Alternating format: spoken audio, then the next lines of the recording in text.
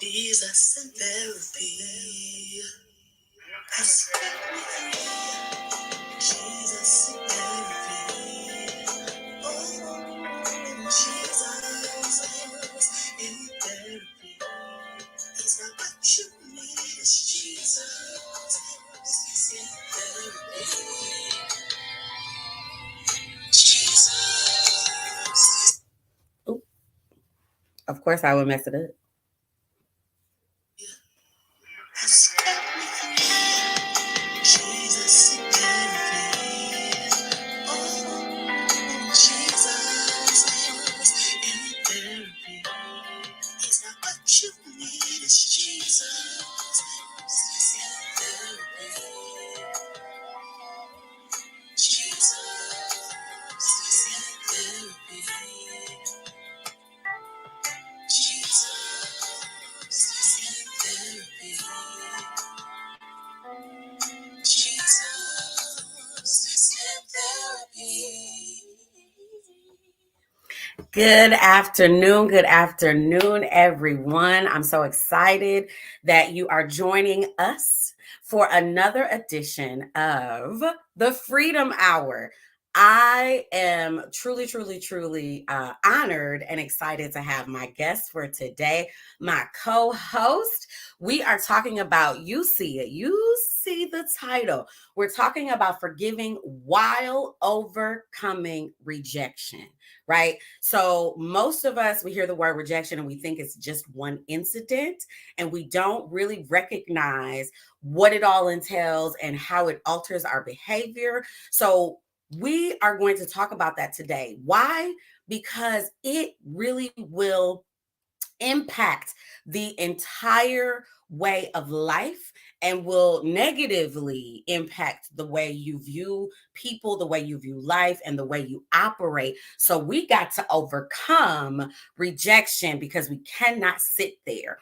So I am just excited and honored to have our own, Milwaukee's own, our very own homegrown Miss Arnita Holloman. Y'all know our therapist extraordinaire, our amazing former OVP director who did a phenomenal job. Okay. And not only is she all of that, but she's saved. So she gonna bring both ends of the spectrum to this conversation. And I'm so honored to have her at the table. Miss Arnita, come on in and say hello and introduce yourself however you want to. Hello. Let me just start with, I'm gonna have to take this you and me on the road because Let's do it. you got me feeling all affirmed. Period, sis. I love it. It's an honor to be on with you and to be on your podcast. So I was so excited when you asked me to join you and have this conversation. So I am definitely looking forward to us digging in. Amen. Okay, so let's get started because we on the lunch hour and we want to make sure we pack it in with every ounce of nugget and word that the people need. So it was really important for me to have you on talking about this topic while we're introducing this topic. So we're still in forgiveness, y'all, and forgiveness is layered. Okay, so one of the things that we typically don't recognize is living in unforgiveness opens the door for rejection. It's one of those things that opens the door for rejection. So because you're not forgiving, you now feel like you start feeling away, and then it starts altering your mindset and how you're perceiving certain things. So then you start feeling rejected by this group, but really that's not really happening, or it could be happening and it's because of whatever. And how we deal with that thing, right, is important. So I want to really just have this conversation so we can lay the foundation about what rejection is and how we identify it and how it alters who we are, and then like take it from there. So I will give just a little bit of a definition, and then you can give from your perspective as a therapist, because I'm bringing a technical definition, right? Like going to the etymology dictionary. I'm a preacher, so Read. Come on, look right, read. Oh my goodness. So rejection means the act of throwing off or throwing away, the refusal to accept or to grant. So we feel like we're being thrown away or being put off, not accepted or granted access. That's what we feel like when we feel rejection.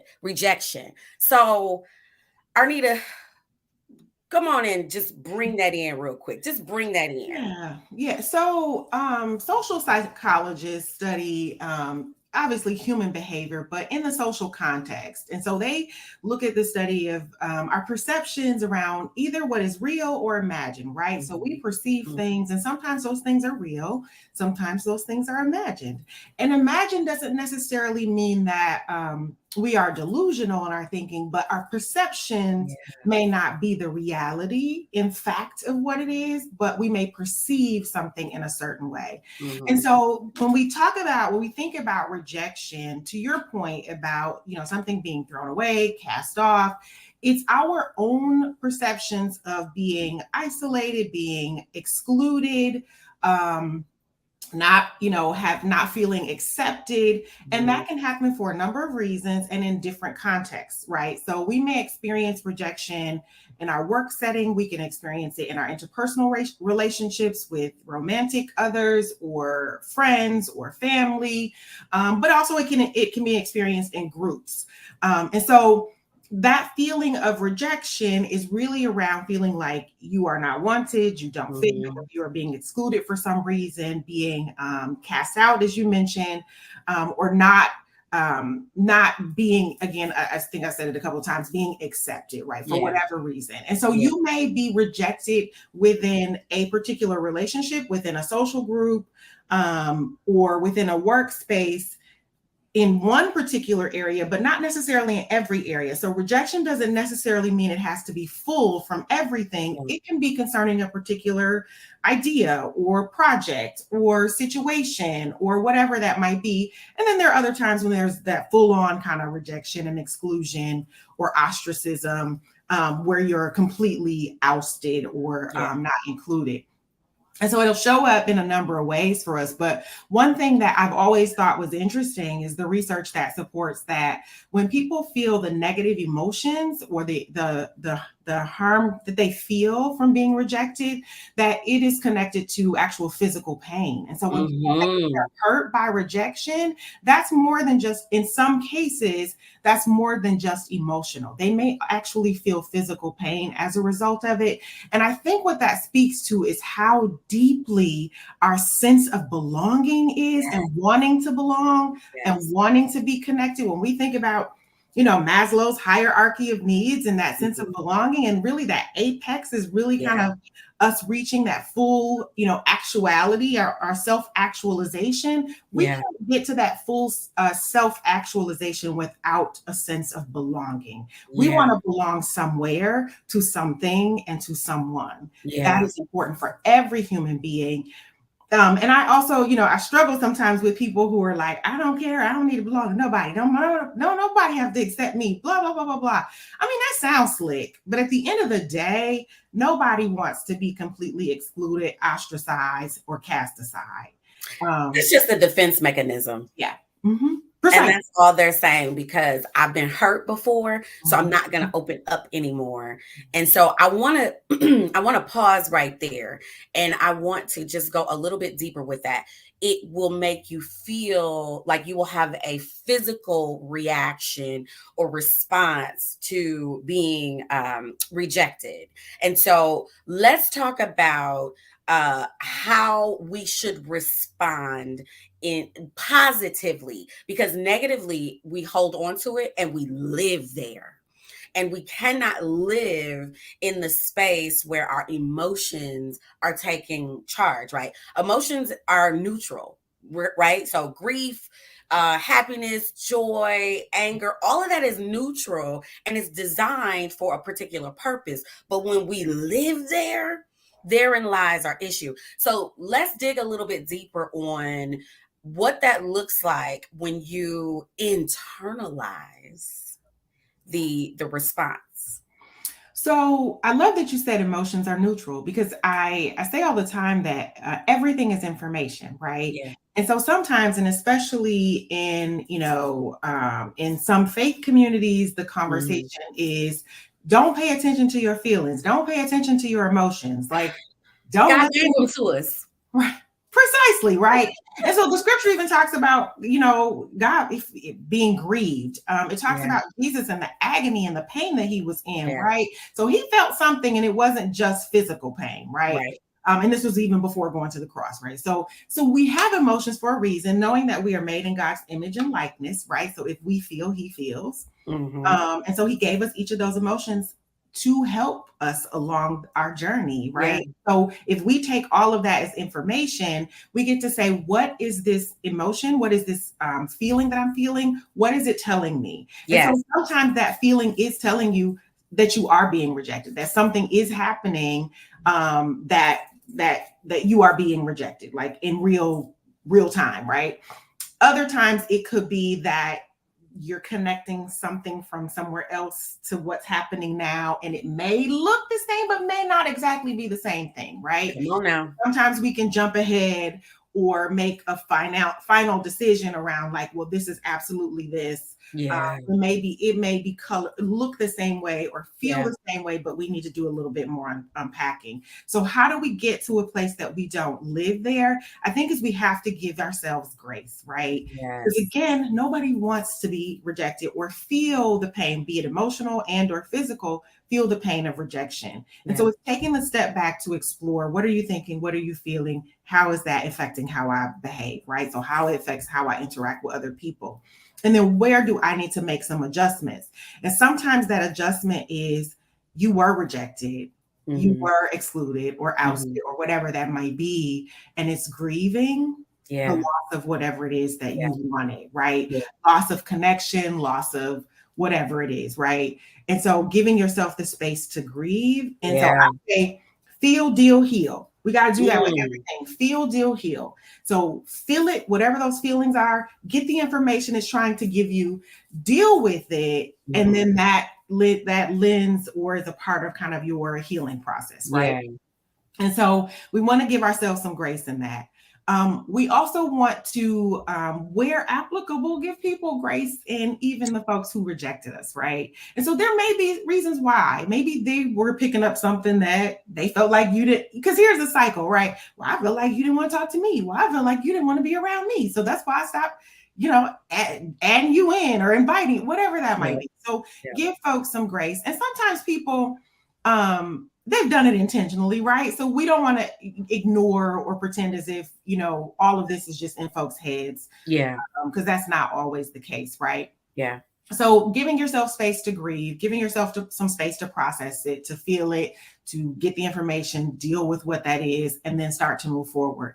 One of the common things that we, might often do, or some people do, is it's an innate reaction to isolate, right? Or to pull back Mm. people because you've been hurt, because you've been harmed. And so I always say that while we are hurt by people, because people say hurt people, right? Yeah.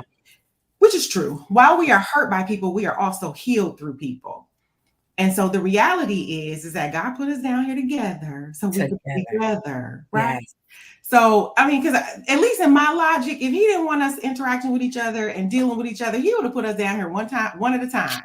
We be alone. Like, it's your turn. And that's it. That's all. Right. Right. To be down there by yourself, and then I'll be with you, That's spirit. it. And we're walking together in the garden and we're just Right. enjoying life. Right. Right. So we really need to touch on the deal with it, Mhm. because fear, intimidation, and past experiences get us to the point where we don't want to deal with it because it hurts, because Mhm. it's scary, because it's out of my comfort zone. It's just something I wasn't taught, and it's just not something that I saw modeled. So I don't deal with it. I sweep it under the rug. Mhm. So talk to me about a person who's like, because I hear that a lot, right? Like, I'm good. I'm good. I'm good. You're not good, because if you were good, you wouldn't have this reaction, right? You wouldn't be like, like people do that and then don't recognize the fact that their outer extremities, right? Like their exterior, has a reaction when you say a particular word, phrase, or a person, or a sound, or whatever. So, talk to me about actually dealing with it. Give me some nuggets and some tips on how we can come to the decision. I'm gonna have to deal with this. Yeah. So one is listening to your body, right? So Mm, the emotions are information, but our body gives us information as well. If we are feeling something in our emotions, we are very likely feeling it in our body somewhere, yeah. right? So whether that is in the pit of your stomach, whether that is pressure on your shoulders or your back, or that is tension in some other part of your body, it's likely that you're experiencing it somewhere else, right? So pay attention to that. And then really taking the time to step back and say, okay, what am I feeling? And Mhm. writing this out is great, right? So writing down, what are the feelings that I feel? Where am I feeling it in my body? And sometimes that will take practice to get accustomed to noticing it. Yeah. Where am I feeling it? And why do I believe that I'm feeling this? So, why do I think I'm Mm, feeling sad or whatever the case may be related to this issue? And then kind of walking yourself back through that. At times we need some extra help on that, right? So we may need to see a therapist or see someone that can help us process some of that. um, but on our own, we can definitely take a look at, like, why am I feeling? What is that connected to? Is that connected to something else? And what more do I need to unpack? Are mm, there things I could have possibly done differently in that situation? If I did everything that I knew to do that was right in that situation, but even if I made a misstep, because here's the thing, it's not just did you contribute to it and did you do something wrong? Did you do what you knew was best in that moment to make the best decision you knew to make? And if you yes. did, give yourself grace in that. Yes. You can say, okay, looking back at this, I could probably have addressed this differently. Looking back at this, maybe this really wasn't the right kind of relationship for me to be in. And so maybe I chose to move ahead and I shouldn't have, whatever. Mhm. But you want to and I firmly believe people make the best decision they know how to make in every situation. Mm, Whatever that moment is, given the information they have and given mhm. their personal capacity, that Yeah. means cognitive, emotional, physical capacity, which can look different from moment to moment, day to day, right? Yeah. And so when we give each other grace on that, we want to give ourselves grace on that. So we can do some of that, beginning kind of unpacking ourselves, and then say, where can I try to reconnect to Yeah. work this out? So if it's something that would not cause you undue harm to work out, and I don't mean like the conversation will be difficult, so I'm not going to have it. I mean, Yes. if someone is harming you emotionally, Mhm. physically, cognitively, like, do you want to re-engage Yeah. there? Is it really worth the harm, that the additional harm it'll cause? And if it's not that situation, then can I have a conversation with this person, this group, or address this issue around what I'm feeling and what I'm Yeah. thinking, and try to work through that? And sometimes the help in dealing with it is just getting clarity. Oh, you know what? I didn't even understand that. I didn't know that that's what that was. Thank you for clarifying. Now that makes sense. And so you feel better from that and you can move on. But other times it's not reconciliation, it's not reconnection, it's not getting Yeah. clarity that helps you move forward. But again, you can do your personal work, but also if you need additional help of a therapist or someone else, you want to get that help. And the other thing is I tell people is, not just with therapy, and of course, as being a licensed therapist, I'm always promote therapy, but there are so many more methods to healing. And Mm. some of it you can do on your own, but other parts of it, again, were meant to be through Yeah. the process of connecting with other Yeah. people. And so sometimes it's not just getting therapy, but also it might be getting a massage or some other kind of body work. Because when we've been harmed, not just Yeah. physically, but emotionally, when we've taken on too much Mm. cognitively, we need to work that out of our bodies. Oh, And that's good. sometimes releasing it from our bodies through body work helps to process some of that as well, right? Also, Mm. sometimes what it will do is help you to bring up other stuff that needs to come up, Mm. right?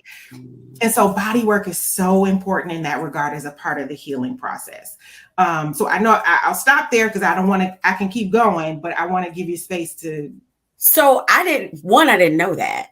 But it makes sense to be working out the tension in your body, which is why I guess now it makes more sense. Like after you get a massage, they'll tell you drink a lot of water because the toxins have been released and you need to expel that from your body. So that makes so much sense, right? So there is a reason why when we hold on to that stuff, it begins to break down our systems because and we think, oh, it's just an emotion, so it's not impacting me. But that's not the reality. The reality is it's going to impact you mentally, physically, spiritually, and in your heart because it wasn't meant to stay there.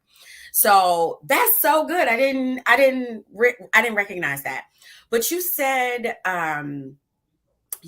giving other people grace, right? So I want to touch on, and not, if somebody's like harming you, abusing you, not that type of thing, but if someone rejected you out of their own trauma and out of their own like just their experiences, right, their paradigms, that's just how they are because that's all they know. They don't know how to properly communicate. They don't know how to properly adjust or tweak to really show empathy to another person. So talk to me about because we always blame, like we do this, right? Like we point our fingers and not realizing we got four others that are facing us when we doing this, right? Well, three if you want to be technical, but the rest of the fingers are pointing at you. And so you have to understand, you got to develop empathy and say, you know what, now again, not talking about the extreme cases, but those that you're in relationship with, in covenant with, in whether it's romantic or just like a David and Jonathan type of situation. I gotta understand that I need to give you some grace because you don't know how to interact in this season or in this moment or whatever. So talk to me about what that looks like when I have to understand that they just operating out of their own trauma. Yeah. So in those situations, depending on the type of relationship, the depth of the relationship, and the level of trust in the Yeah. relationship, you can have those conversations with that person, right? But there are times when that's not feasible or just not the best course of action. And in those situations, you still can give the person grace without re-engaging. And I think that's Mhm. important. And I'm a sidebar just for a quick second. When we think about self-care, right? We talk about it. It's the buzzword. It's been the buzzword for a while. Many people still think about it in the very bubble bath, trip to Paris, Yeah. whatever, right? Spa. Yeah. None of those things are wrong. But the way that I conceptualize and explain self care is like it is a moment by moment decision to prioritize my own well being. That is how I Mm. take care of myself. That is how I care for myself. And so, in a Yeah. particular moment, caring for myself may be that if I feel rejected, I am also going to disengage because Mm. engagement may mean more harm, even if that's not intentional from that person. Mhm. It still may be harmful for me, right? So I may Mhm. decide disengage from this situation. Maybe that's a temporary disengagement Yeah. because I need a minute to get my thoughts together. Yeah. And anybody that's any remotely like me, I got a whole lot of stuff going in my head, and then and what and so and so I need a minute to think, right? I need a minute to process and be like, girl, bye. That was so dramatic. And it wasn't even that serious, Yeah. or it was that serious, and I need to take care of myself in sometimes in multiple ways, right? Yeah. You can give someone grace by in during the engagement, or give somebody grace from a distance. So Yeah. it can happen either way. One of the things, because I know we're running Yeah. on, but one of the things I always say about rejection, especially when I'm talking in church and we're having conversations about mental health and faith and around some of these issues, I believe that one of the strongest, one of the things that helps us the most when we are rejected the best thing is to connect. So the Yeah. best antidote to rejection is connection. Yeah. it does not necessarily mean it has to be with the same person or group of people or around the same thing. It means having another healthy connection Yeah. that can help us walk through, Yeah. process, or to feel accepted or feel like you belong with some other person, group, thing, place, or whatever. And Yeah. so we want to always have another situation or a relationship that is modeling a healthy way of being connected, Yeah. accepted. And so that helps us also in the healing process to Mhm. know that, because when we internalize what you brought up earlier, internalizing it then becomes, well, nobody likes me. I'm unlovable. I Yeah. am unforgivable. I am unbearable, or whatever that case may be. And so that's when we internalize it, we start to beat ourselves up. So that's Yeah. where we need some self compassion. That's where we need some self grace. But when we have those other healthy connections, it helps us to remember, I am lovable. Yeah. I am forgivable. I am wanted. I do belong. And so that's a big piece, I think, of the dealing and the healing process, and even the grace and Yeah. grieving process. See, that's so key, right? Like we have to understand that you have to not only deal with it, but you have to have the circle around you to be able to deal with it. And a lot of times we say, well, I've been friends with them for 20 years. I went to grade school with them. I went to, high school. I saw something that said, how many of you still are friends with your high school folks and or best friends with the folks from high school? They may not necessarily be the tribe that you've evolved with. And it's okay. It's not saying they're bad. It's saying you're in a different season of your life. So you have to take the time to reevaluate your circle. If you don't have people in your circle that you can fall apart with and then not feel worse, can we talk about that? Not feel Mhm. worse once you fall apart in their hands, right? You need to reevaluate your circle because what I would always suggest is, this is where you go in your prayer closet and you fall apart, but you also have to have, to your point earlier, that connection, that belonging with someone. So you got to have the right tribe around you. So if you're in this space where you're not able to see properly, you can have folks with you to say, okay, girl, you tripping.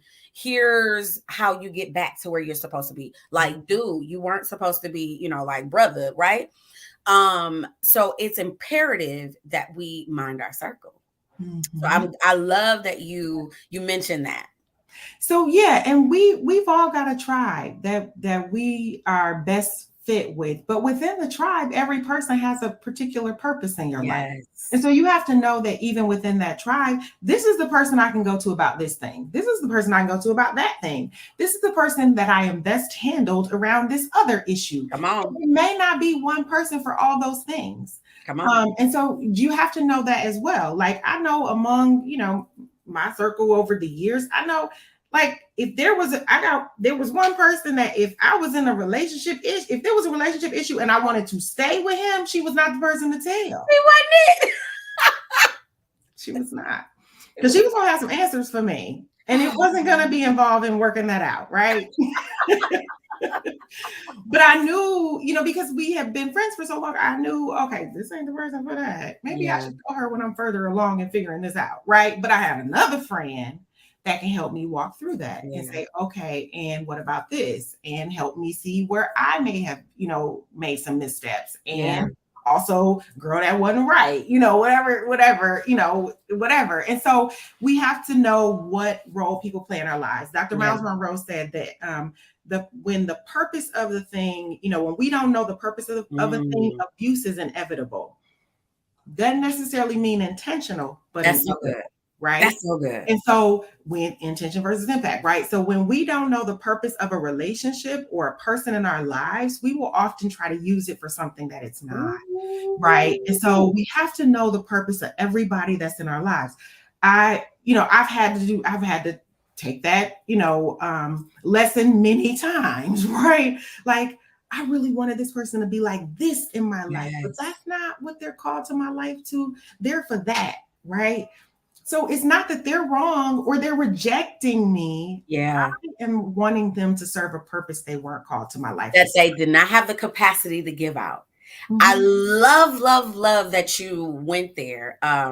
Dr. Darius Daniels has the book called Relational Intelligence, and it's talking about the different positions a person plays in your life. And sometimes we try to put them in a friendship category when they're just supposed to be like a mentee or just someone that you're pouring into, not a friendship, because you can't handle what I need to be able to pour into you or to come to you and Mhm. ask questions and help about. So that is so key when we're looking at reframing and repurposing our circle, because it's imperative that we have the right people around us. I love this. I hate that we're like out of time because this rejection piece is a critical one, and we're going to go deeper as the next couple of weeks, because this is something that we all deal with. People, it really saddens me when a person say, I'm good, I'm whatever, I'm over it. I hear your heart, and it's crying, right? Like it's mourning and it's in grief, but you just don't know how to process it. So we're going to go through this over the next couple of weeks. But before we leave Can I out, say really quick to that? Because I know we got to go, yes, but feeling yes, numb is a feeling. it's a feeling. Right. So just so you feel like I don't feel anything and I'm good, that's a thing too, right? It's a thing. So sometimes we just got to take a step back and say, why do I feel nothing No, around it? come on, we got it. Oh my God, we are out of time. That is so good. That is a great thing. So in 20 seconds, sum that up and give either an indicator or what to do with that to get them jump started, so we can close this out. Indicator, you're starting to feel out of place, not you feeling that we're thinking that you don't belong, or even having a visceral reaction when you come into contact with those persons or people or Ooh. whatever, right? So those are just a couple indicators. One thing to take forward is take the time to assess where you are, assess what's happening, what you're feeling, what you're thinking, but also assess, have you developed to a place that now this relationship has outgrown either you or them or the both of you, and it's time to transition, but you don't want to let go. So Mm. just processing some of that, and walking through it for yourself is good.